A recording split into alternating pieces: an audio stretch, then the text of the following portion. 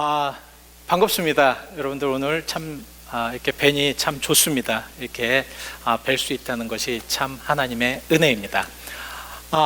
1517년 10월 31일, 사실 이 날이 마틴 루터가 종교 개혁을 한 날입니다. 마틴 루터가 종교 개혁을 한 이후에 500년이 지났습니다. 500년이 지난 지금 과연 우리는 어떤 모습으로 살아가고 있는가, 우리 교회는 어떠한가를 한번 점검해 볼 필요성이 있습니다. 사실 500년이란 그 긴 시간에 우리가 이제 모든 삶을 살아가면서 변화 속에도 살아가고 하나님께서 원치 않는 그런 모습 속에도 살아갈 수가 있는데요, 사실 이 종교 개혁의 큰 주제는 바로 5가지로 우리가 볼 수가 있습니다. 오직 성경, 이 솔라라는 게 오직이라는 말, 오직. 그러니까 그동안은 여러 가지 상황들이 있었는데 이제는 종교 개혁을 통해서 우리가 정말 온전한 믿음, 주제, 이런 부분들을 우리가 알 수 있는데, 그 첫 번째가 오직 성경입니다. 그리고 두 번째가 오직 그리스도, 그리고 세 번째가 오직 믿음, 네 번째가 오직 은혜, 다섯 번째가 오직 하나님의 영광으로. 이 5가지가 가만히 생각을 해보면 이 우리 크리스찬, 기독교인들이 가지고 있어야 될, 그리고 굉장히 우리가 근본으로 삼아야 될 그런 내용들입니다. 예수님께서 전하신 복음에 이 바로 근본이 바로 이 5가지 안에 다 들어가 있습니다. 그렇기 때문에 우리가 이 세상에서 살아갈 동안에 이 5가지 주제를 항상 체크하면서 점검하면서 살아가는 것이 굉장히 중요하겠다. 우리 교회도 마찬가지입니다. 오직 성경이 우리 교회 안에 지금 들어가 있는가? 오직 예수 그리스도만 나타나 있는가? 오직 은혜만 풍성히 지금 쏟아져 내려져 있는가? 오직 믿음만 우리가 가지고 있는가? 오직 우리의 모든 삶이 하나님의 영광만을 위해서 사는가? 이런 모토를 가지고 우리가 살아가야 되는데요, 지난주에 우리가 공동체를 말씀을 드렸잖아요. 사실 이 신앙의 공동체라는 것이 하나님의 그 소망, 또 하나님의 원하심, 그리고 예수 그리스도의 복음, 이런 모든 것들이 함께 이제 모아져야 되는데, 가장 중요한 것은 지난주에 예수 그리스도의 복음, 예수 그리스도의 복음이 들어가 있다면 어떻게 되죠? 만약에 교회에 예수 그리스도의 복음이 딱 들어가 있어요, 그럼 가장 먼저 무엇이 나타납니까? 무엇이 나타난다고요? 그래서 여러분들이 모르실까봐 제가 요한복음 1장 4절을 준비해 왔습니다. 자, 그 안에 뭐가 있으니? 그 안에 생명이 있으니, 생명이 있으니. 예수가 교회에 있으면, 예수의 복음이 교회에 있으면 그 안에 생명이 있다라는 말씀입니다. 그 생명은 모든 사람들에게 비추는 빛이 될 수가 있다라는 말씀이죠. 그래서 우리가 진정한 하나님을 믿고 하나님을 따르고 그리고 하나님의 은혜 가운데 살기 위해서는 생명력이 있어야 된다. 우리 교회 생명력이 있습니까? 저는 있는 줄 믿습니다. 우리 교회가 정말 생명력을 가지고, 예수 그리스도의 생명력을 가지고, 영원한 생명력을 정말 가지고 그렇게 나갈 수 있는 그러한 교회인 줄 믿습니다. 이러한 교회를 통해서 하나님께서는 어떻게 하시느냐? 생명력이 있으면 어떻게 돼요? 생명력이 있으면, 저가 지금 생명력이 있습니다. 저는 살았어요. 왜 사는 것을 압니까? 저는 움직이잖아요. 그죠? 잘 때도 제 심장은 계속해서 뜁니다. 이거 심장이 안 뛰면 생명력이 없는 거거든요. 그리고 계속해서 자랍니다. 생각도 자라고, 이제 지금 나이가 돼서 이제 키는 안 자라지만 우리들의 모든 인격도 자라고, 자꾸 자라야 돼요. 그렇죠? 자라지 않으면 안 됩니다. 자라는데 그 자라는 것을, 우리가 성장하는 것을 무엇으로 할 수 있다고요? 무엇을 할 수 있습니까? 저 사람이 진정으로 신앙의 열매고, 저 교회가 진정한 하나님의 교회고 믿음의 교회다, 신앙적인 교회다라고 생각했을 때 그게 나타나는 것이 뭐라고 말씀을 하고 있습니까? 바로 열매라고 말씀을 하고 있습니다. 열매. 그래서 신앙이 있는 곳에는 신앙의 열매가 나타나고요, 믿음이 있는 곳에는 믿음의 열매가 나타나야 되고, 예수 믿는 그러한 곳에서는 예수 믿는 열매가 나타나야 한다는 말씀입니다. 그래서 예수님도 마태복음 이 말씀을 드렸습니다. 마태복음 7장 16절에 그들의 열매로 그들을 알지니 어떻게 가시나무에서 포도를 우리가 따겠으며 엉겅퀴에서 무화과를 따르겠느냐. 포도 나무에는 포도가 열릴 것이고 무화과 나무에는 무화과가 열린다라는 말씀이죠. 신앙인들의 모습에는 신앙의 그런 아름다운 열매가 나타납니다. 이러한 신앙의 열매를 통해서 하나님께서는 무엇을 원하시는가? 우리가 신앙의 열매를 가지고 있으면 그 열매로 그냥 가만히 있으면 그것이 풍족하고 우리 만족됩니까? 아니라는 거예요. 열매는 무엇입니까? 여러분, 열매는 관상용으로 갖고 있으면 별로 의미가 없습니다. 열매는 뭐예요? 열매는 수확해야죠. 수확하고 먹어야죠. 그래야지 기쁨이 아주 충만하지 않습니까? 열매가 아주 주렁주렁 맛있게 열렸는데 그것을 보고만 있으면 그게 뭐가 열매입니까? 그러나 그것을 먹고 따서 정말 한 입 팍 깨물었을 때 그 입안에서 확 퍼지는 그런 풍족함, 이런 것을 통해서 우리가 열매를 맛볼 수가 있지 않습니까? 신앙인들도 마찬가지예요. 그의 열매에서 그를 안다는 것은 우리가 신앙의 열매를 가지고, 우리가 믿음의 열매를 가지고 있다면 우리가 밖에 나가면 그 열매가 열매의 역할을 할 수 있어야 한다는 말씀입니다. 우리가 신앙을 가지고 있으면 우리가 신앙인으로서 밖으로 나갔을 때 그 신앙인으로서 하나님께서는 우리를 통하여서 축복의 통로를 만드시기를 원하시고 계신다는 거죠. 그래서 여러분들이 가시는 모든 곳마다, 여러분들이 하시는 모든 것마다 하나님께서는 여러분을 통해서 축복의 통로를 만드시기를 원하고 계십니다. 그것이 어디 있느냐? 창세기 18장 18절에 보시면 아브라함을 하나님께서 축복하세요. 그래서 너를 강대한 나라가 되고 천하 만민을 누구로 말미암아? 아브라함으로 말미암아 복을 받게 될 것이 아니냐. 우리 그리스도인들을 통하여서 하나님께서는 지금 이 시간에도 세상에 나가서 복음을 전할 때, 아니면 세상에 나가서 우리의 열매를 맛볼 때에, 그랬을 때 하나님께서는 큰 은혜와 축복을 함께 하신다는 말씀입니다.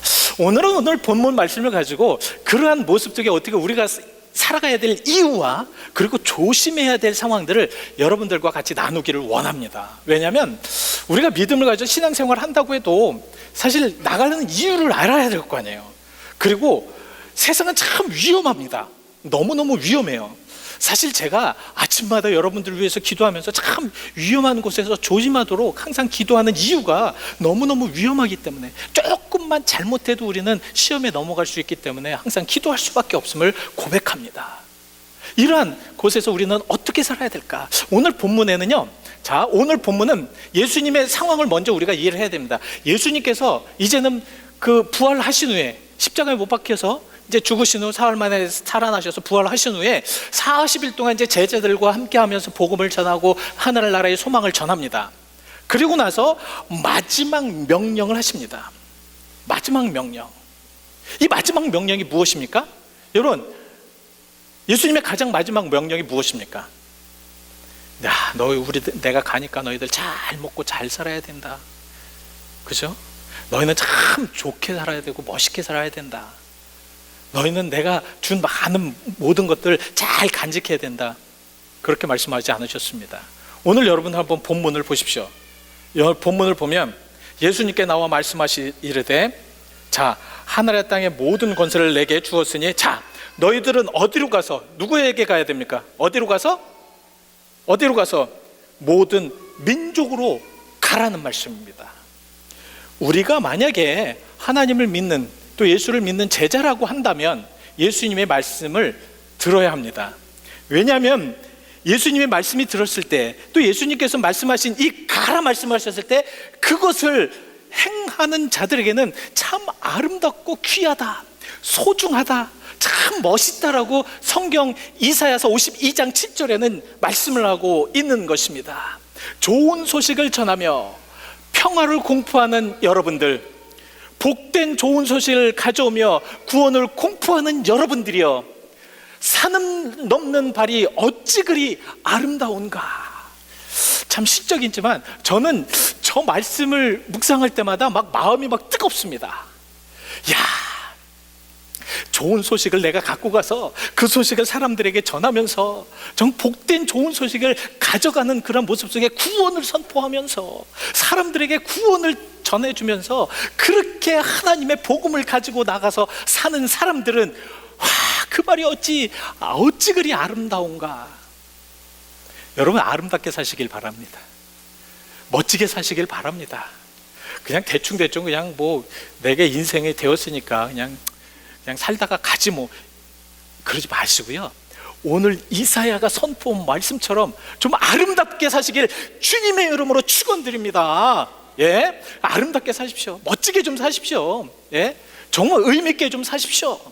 그래서 우리가 의미 있게 살고 아름답게 살 때에 하나님께서 저렇게 아름답게 그렇게 해주시는 겁니다. 근데 예수님께서 이렇게 너희는 가서 모든 민족으로 제자를 삼으라고 하신 말씀에 가장 큰 어려움이 하나 있었습니다. 무슨 어려움이냐면 제자들을 포함한 유대인들에게는 그 말씀이 굉장히 어려운 그런 환경이었어요. 너무너무 힘든 환경이었습니다. 왠 줄 아십니까? 제자들과 유대인들에게는 밖에 나가서 이방인들에게 복음을 전한다는 것이 예수님이 말씀하신 이때조차도 할 수가 없는 거였어요. 왜냐하면 이 유대인들은 이미 자기들은 하나님이 택한 선민이고 하나님이 택한 민족이기 때문에 자기들만이 구원이 있고 할례 받은 자기들만이 하나님의 사람들이고 감히 어떻게 하나님께서 다른 민족을 하나님의 복음을 전파할 수 있겠느냐. 언약의 민족은 바로 우리인데, 그래서 에베소서 2장 12절에는 그때 너희는 그리스도 밖에 있었다. 이스라엘 나라 밖의 사람들이라. 그리고 그들은 어떻게 생각을 했냐면 약속의 언약들에 대해서는 외인이었다. 이방인들, 하나님을 믿지 아니하는 자들, 지금 예수님께서 명령하신 너희는 밖으로 나가서 민족으로, 모든 민족으로 제자를 삼으라는 그 민족들은 바로 언약이 없는, 소망이 없는, 하나님도 없는 그런 사람들이었기 때문에 그들은 나가서 복음을 전할 수가 없었어요. 복음을 전할 수가 없었어요. 왜냐하면 그 사람들은 이미 멸망당할 사람이고 하나님에게는 은혜가 없을 사람이고 그들에게는 아무리 복음이 전해져도 그들은 구원을 받을 수 없는 사람들이라고 생각을 했기 때문에 감히 그들에게 가서 무슨 말씀을 전할 수가 없었던 그런 형편이었습니다. 자,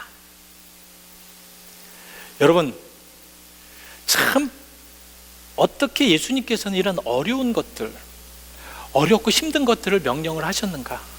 그냥 너희들끼리 잘 먹고 잘 살면 된다. 그리고 너희들끼리 그냥 이렇게 오손도손 싸우지 말고 살면 된다라고 하시지. 가장 힘든, 그리고 이스라엘 민족, 유대 민족들에게는 가장 민감한, 밖에 나가서 누구 외인들에게 무엇인가를 서로 한다는 게 거의 불가능한 그런 상황 속에서 왜 그런 말씀을 시키셨을까? 왜 그러셨을까? 여러분, 그 사도 바울도 자기가 이방인들에게 복음을 전하면서 이것은 내 뜻이 아니라 성령님께서, 하나님께서 이미 나에게 명령하셨다라고 사도행전 22장 21절에 말씀을 하고 있거든요. 나더러 또 이르시되, 성령님께서 바울에게 말씀하신 겁니다. 떠나가라, 나가라, 세상으로 나가라, 내가 너를 멀리 이방인에게로 보내리라. 어떻게 저렇게 하실까? 저거는 정말 참 어려운 거거든요. 힘든 거거든요. 예? 여러분 한번 생각해 보십시오. 참 이렇게 그런 상황 속에서 어떻게 그 제자들이 나갈 수 있을 것인가? 근데 제자들은 나가야만 했습니다. 제자들은 나가야만 했어요. 왜 그런 줄 아십니까? 왜 제자들이 나가야 했는가? 왜 제자들이 세상으로 나가야 됐는가? 그 첫 번째는 무엇입니까? 주님의 명령이었기 때문에, 지상 명령이었기 때문에, 마지막 명령이었기 때문에 그렇다는 것입니다.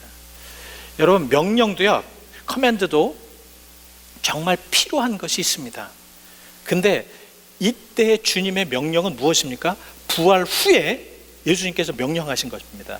그러니까 이미 모든 파라독스, 사람들이 이해하지 못하는 모든 것들을 예수님이 이미 하셨어요.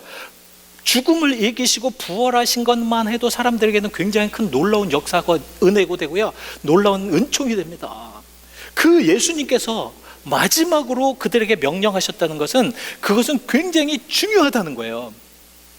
그 밸류가 엄청나게 크다는 것입니다. 그들이 이것을 해도 되고 안 해도 되고가 아니라 그것을 꼭 해야 될 수밖에 없는 것을 지금 말씀하는 것이죠. 자, 지금 주님의 명령이 이렇게 떨어졌습니다. 그들은 해야 합니다. 왜냐하면 부활 전에 여러분들 가만히 성경을 묵상을 해보시면 예수님께서 제자들을 보내실 때는 거의 주변 사람들 아니면 이웃 사람들에게 보내셨어요. 근데 부활 후에는 이상하게 모든 민족으로 넘어갑니다. 사도행전 1장 8절에 보면은 이제는 온 유대와 예루살렘과 땅 끝까지 이르러 내 증인이라고 이렇게 말씀을 하십니다. 어떻게 그렇게 말씀을 하실까? 왜 그렇게 말씀하셨을까? 왜 주님께서는 그렇게 지상 명령으로 그렇게 해놓으셨을까? 왜냐하면 여러분 분명하게 알아두십시오. 왜냐하면 예수님께서 이미 부활의 승리하심으로 인해서 구원을 모든 민족을 위해서 준비해 놓으셨기 때문에 그렇습니다. 그래서 유대인들 뿐만 아니라 이방인들 모두에게, 아니 정말 하나님을 믿으려고 하는 모든 사람들에게, 아니 부활을 믿고 하나님을 믿는 모두에게 하나님께서는 그 모든 구원을 준비해 놓으셨습니다. 로마서 10장 9절에는 그래서 우리가 이렇게 말씀을 하십니다. 우리는 이게 한번 크게 우리가 한번 좀 간증하시면서 한번 크게 같이 읽어보시겠습니다. 크게 읽으십시오. 시작. 내가 만일 내 입으로 예수를 주로 시인하며 또 하나님께서 그를 죽은 자 가운데서 살리신 것을 내 마음에 믿으면 구원을 받으리라. 아멘. 아멘입니까? 이거는 저 말씀은 유대인들 뿐만 아니라 저렇게 예수를 주로 시인하고요, 예수 그리스도의 부활을 믿는 모든 자들에게는, 그것을 완전히 믿는 자들에게 무엇을? 구원을 다 모두에게 준비해 놓으셨다는 말씀입니다. 참 얼마나 큰 은혜와 축복입니까? 여러분들에게 이런 축복과 이런 은혜가 어디 있어요? 그렇죠? 예? 이제는 예수님만 믿으면 이방이었던 나도, 하나님을 믿지 못하였던 나도, 비록 하나님을 부인하였고 하나님을 온전하게 섬기지 못하였던 나도 이제는 예수 그리스도를 주라 시인하고 예수 그리스도의 부활을 믿으면, 그러면 그 믿음을 통하여서 구원을 받는 자로 옮겨 놓으셨다는 것입니다. 그래서 예수님께서는 예수님의 명령이 바로 저것 때문에 모든 믿는 자들이 믿어야 되기 때문에 그렇게 해서 모든 사람들을 보내야 됐다는 말씀입니다. 그리고 두 번째 이유는 무엇입니까? 두 번째 이유는 세상이 우리를 필요로 하기 때문에 그렇습니다. 세상이 믿는 자들을 필요로 합니다. 세상이 여러분들을 필요로 한다는 거예요. 참 우리 자신이 무엇인가 필요성이 있다는 거 참 좋은 거예요. 그죠? 내가 누구에게 필요한다는 거 참 좋은 말씀입니다. 이건 축복된 말씀입니다. 자, 세상이 우리를 필요로 한다는 것은, 여러분 예수 안 믿으면 멸망이라고 많이들 그럽니다. 사실 그렇습니다. 하나님께서는 정말 하나님의 온전하게 믿지 않고 하나님을 떠난 사람들, 하나님의 복음을 받아들이지 못하는 사람들, 하나님의 뜻을 깨닫지 못하고 죄 속에 사는 사람들은 멸망의 길로 이미 그렇게 만들어 놓으셨습니다. 내가 원하든 안 원하든, 내가 잘못하고 내가 온전하게 살지 못하고 내가 온전한 하나님을 떠나 살면 그 길로 갈 수밖에 없도록 만들어 놓으셨다는 것입니다. 세상은 참 그렇게 많은 곳이 그렇게 돼 있어요. 그래서 세상에 살면 참 하나님을 믿기가 어렵습니다. 세상 속에서 계속 살면 하나님을 믿기가 더 어렵다는 거예요. 왜 우리가 교회에 나와야 되는가? 왜 우리가 신앙생활을 해야 되는가? 왜 우리가 하나님을 믿어야 되는가? 세상이 바로 우리로 하여금 계속해서 지옥에, 멸망에, 어려움 속에, 고통 속에, 완전한 좌절 속에 이제는 더 이상 일어날 수 없는 그런 상황 속으로 만들기 때문에 우리는 예수를 믿어야 되는데, 세상은 자꾸 그러한 믿음을 우리로 하여금 못 믿게 한다는 거예요. 하지 못하게 한다는 거예요. 이게 얼마나 힘듭니까? 그러니까 데살로니가 후서 2장 10절에는 이렇게 말씀을 하고 있습니다. 불의의 모든 속임으로 멸망하는 자들에게 있으리니 이는 그들이 진리의 사랑을 받지 아니하며 구원함을 받지 못한다. 제가 말씀드리는 게 아니라 지금 성경에서 그렇게 말씀을 하고 있습니다. 멸망하는 자들은 바로 그들은 진리의 사랑을 받지 아니하며, 아무리 사랑을 주려고 해도 받지 아니하며, 그리고 구원을 받지 못함이라. 왜 못하는가? 왜 못하는가? 그렇다고 이런 사람들 그냥 놔둬야 됩니까? 멸망하게 놔둬야 됩니까? 아니죠. 내가 안 되면 다른 사람 주님께서 보내십니다. 내가 안 되면 그 사람들을 보내서 꼭 그 말씀을 깨닫게 하시고 알게 하시고 느끼게 하신다라는 말씀입니다. 그래서 우리 모두는 어떻게 됩니까? 나가야 됩니다. 세상 속으로 나가야 돼요. 그리고 세 번째는 우리가 나가야 되는 이유가 바로 하나님의 계획을 그들에게 알려줘야 되기 때문에 그렇다는 거예요. 여러분, 하나님의 비밀된 계획이 뭔지 아십니까? 하나님은요, 인류가 멸망당하는 것을 원치 않으세요. 모든 사람이 악의 길로, 멸망의 길로 가는 것을 원치 않으신다니까요. 아무리 악한 사람이라고 하여도 하나님께서는 구원의 길로 가기를 원하십니다. 이것이 하나님의 계획이에요. 그래서 이제는 이방인이고 유대인이고, 아니 지금 이 시간에도 믿는 자라고 할지라도 잘못되어서 죄에 대한 모든 것으로 인하여서 멸망의 길로 가지 않기를 원하신다는 말씀입니다. 왜냐하면 하나님께서는 이미 모든 인류를 위하여서 하늘나라의 상속을 보장해 놓으셨기 때문에 그렇다는 말씀이죠. 그래서 에베소서 3장 말씀에는 우리에게 6절의 말씀에 이렇게 말씀을 하고 있습니다. 이는 이방인들이 복음으로 말미암아 여러분들과 저 믿지 아니하는 모든 주변의 많은 사람들이 복음으로 말미암아 그리스도 예수 안에서 함께 무엇이 되고, 크게 말씀 무엇이 되고, 상속자가 되고, 우리로 하여금 하나님께서는 상속자를 만드시기 위하여서 그 뜻의 계획을 지금 하고 계시다는 것을 우리는 알려줘야 된다는 거예요. 그래서 우리는 여러분들 믿지 않는 사람, 아니면 세상에 가서 뭐라고 말씀하십니까? 뭐라고 말씀하셔야 되겠어요? 하나님은 당신을 사랑하십니다. 왜 사랑하십니까? 당신이 누구이기 때문에? 상속자이기 때문에. 하나님이 준비해 둔 상속자이시기 때문에 하나님은 당신을 사랑할 수밖에 없고, 하나님은 당신을 끝까지 기다릴 수밖에 없고, 하나님은 당신을 정말 당신의 날개 아래 품무기를 원하고 계시다라는 말씀입니다. 근데 이러한 상속자가 나뿐만 아니라 지금 이 바울은 뭐라고 말씀을 하고 있냐면, 그 모든 상속자가 되기 위해서, 우리가 모든 그러한 아름다운 모습이 되기 위해서, 주님의 제자가 되기 위해서 성령으로 이방인이든 유대인이든 모든 사람들이 다 하나가 되어야 될 수밖에 없다는 것을 우리 에베소서 2장 18절에 말씀을 하고 있습니다.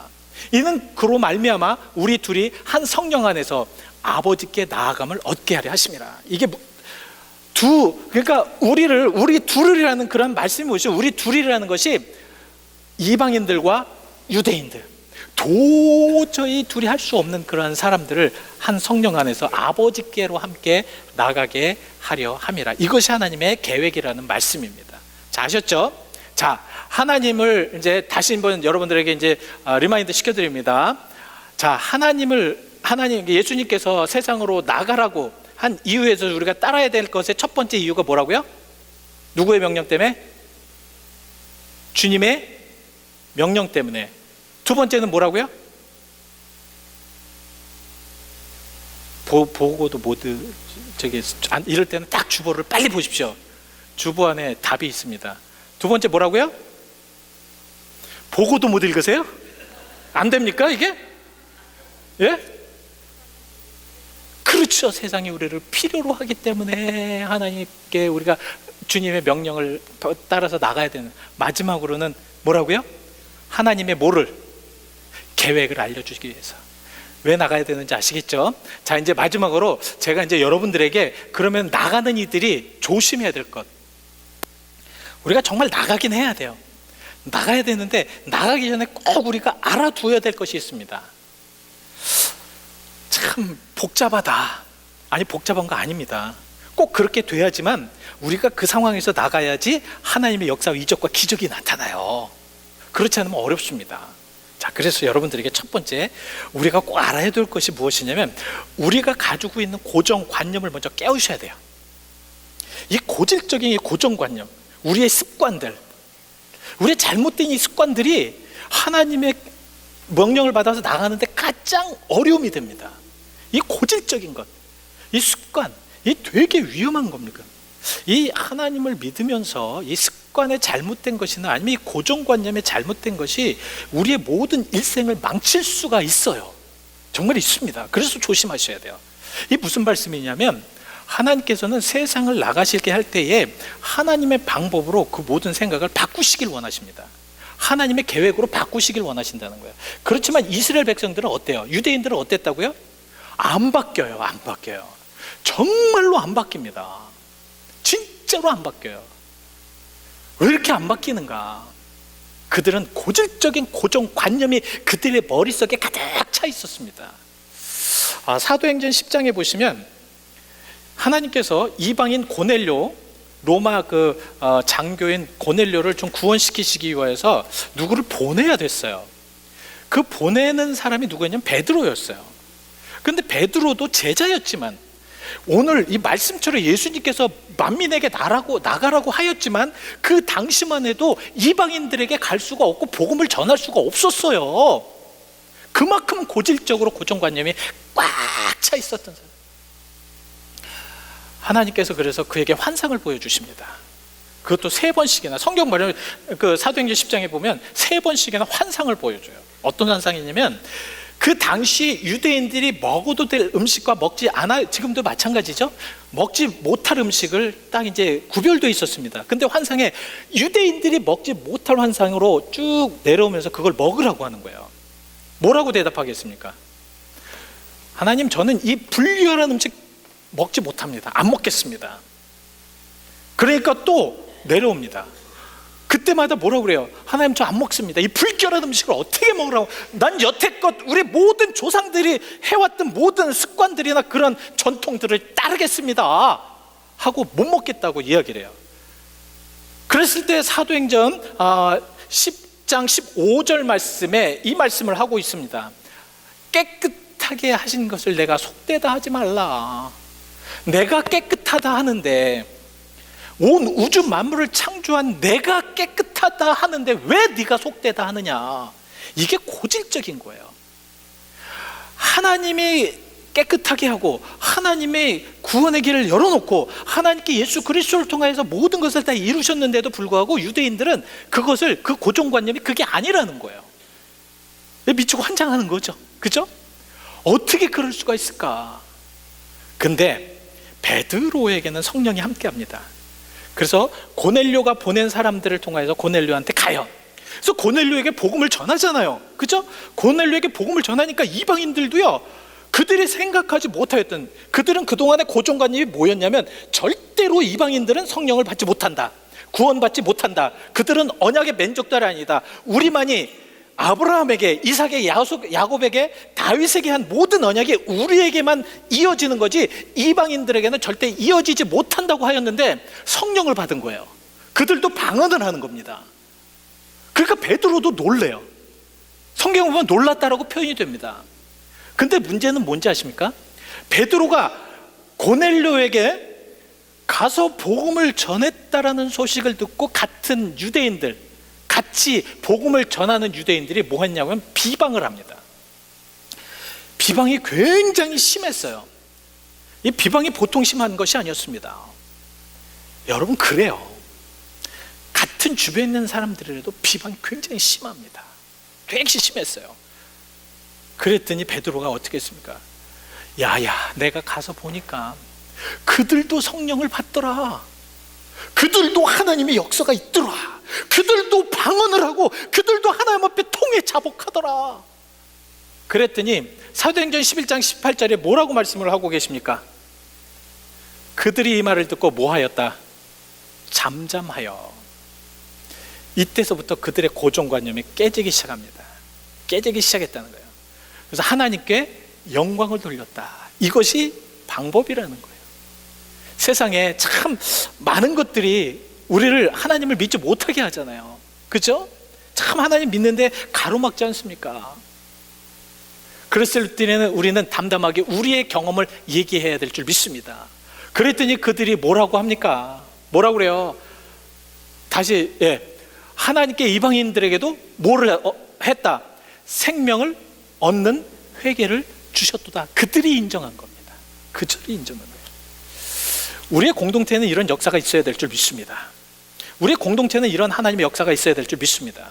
그런데 세상에는요, 그게 어렵다는 거예요. 우리가 세상을 나갈 때 우리의 고정관념이 깨지지 않고 우리의 모든 습관이 깨지지 않고 우리의 모든 것들이 깨지지 않는 한 저런 역사는 있을 수가 없다는 거예요.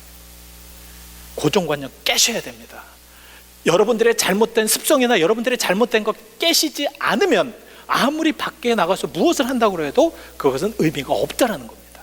무슨 말씀인지 아시죠? 그래서 깨셔야 됩니다. 그리고 두 번째는 무엇입니까? 두 번째, 제가 이제 하도 여러분들이 말씀이 없어서 주보를 보시고 좀 크게 읽어달라고 좀 말씀을 드리겠습니다. 두 번째 뭐예요? 두 번째는 세상은 우리를 받아들이지 않을 겁니다. 아무리 복음이 좋다고 해도요, 아무리 복음이 생명이라고 하여도 세상은 우리를 절대 받아들이지 않는 게 문제라는 거예요. 우리가 복음을 들고 세상에 나갔을 때 참 힘들어요. 여러분, 요새는 전도하기 참 더 어렵잖아요. 그래도 예전에는 예수 믿으라고 그러면 굉장히 관심이 있어요. 근데 요새는 뭐라고 그래요? 예수 믿으라고 그러면 너나 잘하라고 그러잖아요. 그죠? 교회나 좀 잘하면 내가 한다고 그러잖아요. 교인들 잘하면 근데 그 사람들 교인 잘한다고 교인들이 잘하고 교회가 잘해도 올 사람들이 아닙니다. 세상은 자꾸 거부를 하려고 그래요. 복음을 거부하고 예수 그리스도를 거부하고 자꾸 거부하려고 합니다. 믿지 않으려고 그래요. 더 어려운 건 무엇인지 아십니까? 세상들은 자꾸 믿는 자들을 더 고통 속에, 어려움 속에 그렇게 빠뜨립니다. 그냥 복음 전하는 게 놔두는 게 아니에요. 복음 나가서 무엇인가를 하려고 하는 게 놔두는 게 아닙니다. 더 어렵게 만든다, 더 힘들게 만든다는 거예요. 사도 바울이 1차 전도 여행 때 바나와 이제 비시디 안디옥을 이제 거쳐서 이두고온이라는 그런 곳에 갔습니다. 그곳에 가서 복음을 전해요. 복음을 전하는데 굉장히 많은 사람들이 은혜를 받아요. 그래서 그곳에 굉장히 많은 헬라인들과 이방인들과 유대인들이 많은 은혜를 받아서 하나님께 돌아오는 역사가 일어납니다. 근데 사도행전 14장 2절에 이런 말씀이 나와요. 참 의미 있는 말씀입니다. 그러나, 그러니까 1절 말씀에는 그게 뭐하니 많은 사람들이 하나님을 받아들이고 하나님의 역사하심을 받아들이고 하나님께 돌아오지만 그러나 순종하지 아니하는 유대인들, 이 사람들이 문제였습니다. 순종하지 아니하였던 유대인들이 뭐였습니까? 하나님의 말씀을 받아들이지 않았다는 거예요. 하나님의 말씀을 받아들이지 않을 뿐만 아니라 그들은 어떻게 했습니까? 이방인들을 어떻게 했어요? 이방인들의 마음을 선동하였다. 그래서 악감정을 풀게 합니다. 악감정을 갖게 해요. 그러니까 선동을 해서 악감정을 갖게 하니까 어떻게 돼요? 복음이 안 들어가잖아요. 복음이 안 들어가게 만듭니다. 세상은 이렇다니까요. 여러분, 세상이 이렇게 되고 있는 부분에 대해서 여러분들 놀라시면 안 됩니다. 앞으로 여러분들이 나가셔가지고 되어지는 모든 일들을 보시면서 이런 일이 있으면 그때 꼭 기억하십시오. 그때 목사님이 이런 얘기를 하셨지, 당연한 것이라고 생각하시고 끝까지 그래도 기도하시며 나가셔야 됩니다. 그렇지 않으면 어려워요. 자, 이제 모든 것을 이제 다 정리해 드립니다. 하나님께서는 우리를 통하여서 나가기를 원하고 계세요. 세상에 나가기를 원하고 계세요. 왜 그러냐면 예수님께서 하나님 앞에 영광을 돌리기 위해서 하나님의 뜻을 가지고 하셨던 것처럼 바로 우리도 예수님의 뜻, 예수님의 원하시는 뜻을 가지고 세상에 나가서 승리하게 하기를 원하시고 계시기 때문에 그렇다라는 말씀입니다. 그래서 요한복음 17장 4절 말씀에 이렇게 말씀을 하고 계세요. 자, 우리 같이 함께 읽어보시죠. 마지막 구절이니까 시작. 아버지께서 내게 하라고 주신 일을 내가 이루어 아버지를 이 세상에서 영화롭게 하셨사오니, 지금 예수님께서 원하시는 일이, 우리에게 원하시는 일이 바로 그겁니다. 아버지께서 내게 주신 일을 내가 이루어서 아버지를 영화롭게 하였으니, 우리 제자들도, 나의 제자들도 하나님이 원하시는 일을 해서 하나님께 영광 돌리는 일을 할 수 있도록 하신다는 것입니다. 그래서 우리는 나가야 돼요. 그래서 우리 세상에 나가야 됩니다. 교회 계속해서 뭐 부흥이 되고 이런 거 다 문제입니다. 왜냐하면 나가지 않으면 문제예요. 우리는 계속 나가야 됩니다. 세상 밖으로 나가야 돼요. 나가서 빛이 되셔야 되고, 나가서 소금이 되셔야 되며, 나가서 하나님의 말씀을 증거해야 되며, 나가서 이적과 기적을 이렇게 세우셔야 되며, 나가서 여러분들이 일을 하시는 그 곳곳마다 내가 하나님의 무엇이 되어야 된다? 제가 이 대답 안 하면 내 설교 안 끝내려고 그래요. 끝까지 누가 이기나 한번 해봅시다. 예. 제가 뭐 침 튀겨가면서 얘기해봤자 그렇게 말씀하지 말고 목사님 마음을 그려보십시오. 이분 절대 안, 이게 고정관념 깨셔야 됩니다. 깨셔야 돼요. 무슨 질문했죠 제가 근데? 제가 질문한 걸 깨먹었어. 자, 우리가 하나님께서 예수 그리스도를 보내셔서 예수 그리스도가 죽기까지 복종하셔서 십자가로 인해서 하나님께 영광 돌린 것처럼 우리도 하나님의 무엇을 위하여? 영광을 위하여 사시는 여러분들이 되시기를 간절히 축원드립니다. 기도하시겠습니다. 하나님 감사합니다.